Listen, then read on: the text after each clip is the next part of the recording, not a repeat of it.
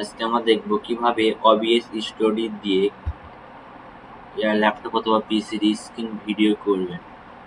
এই জন্য চলে যাচ্ছি আমার জিমেইলে।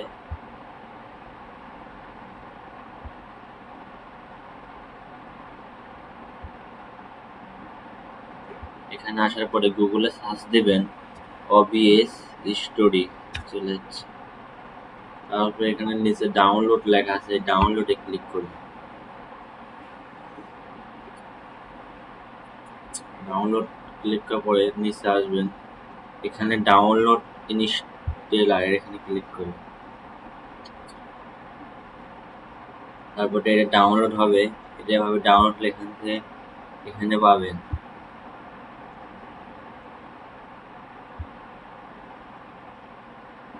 ডাউনলোড আমার করা আছে, এজন্য আমি দেখলাম না। তারপরে ইনস্টল করে নেবেন, তাহলে এভাবে সামনে আসবে।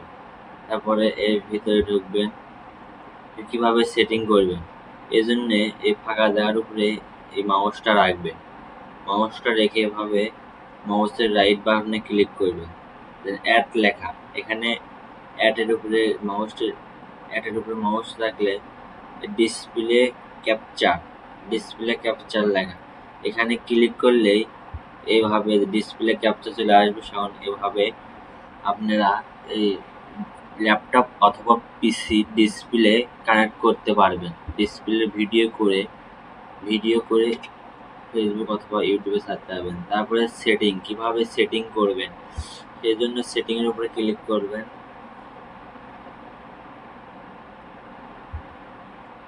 সেটিংয়ের উপরে এখানে নিয়ে আসবে, এখান থেকে আপনারা যাবেন, প্রথমে যাবেন আউটপুটে গিয়ে এখানে দেখবেন সবকিছু যেমন আছে এমন 160 রাখবেন, এটা এমনই রাখবেন। এখানে যে আপনি এই ভিডিওটা করে কোন স্ক্রিনে রাখতে চাচ্ছেন, এই ভিডিওটা করে কোন ব্রাউজারের ভিতর রাখতে চাচ্ছেন, ব্রাউজারের উপরে একটা ক্লিক করবেন।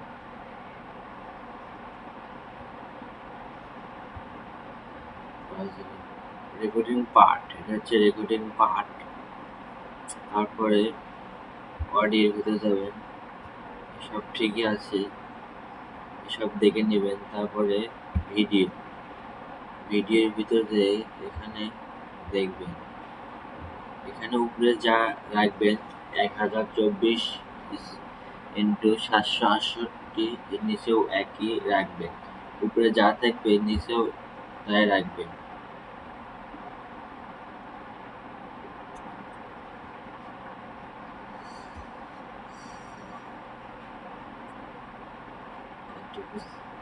এইটুকুই সেটিং করে নিলে আপনারা খুব সহজেই এই ল্যাপটপ অথবা পিসি স্ক্রিন ভিডিও করতে পারবেন।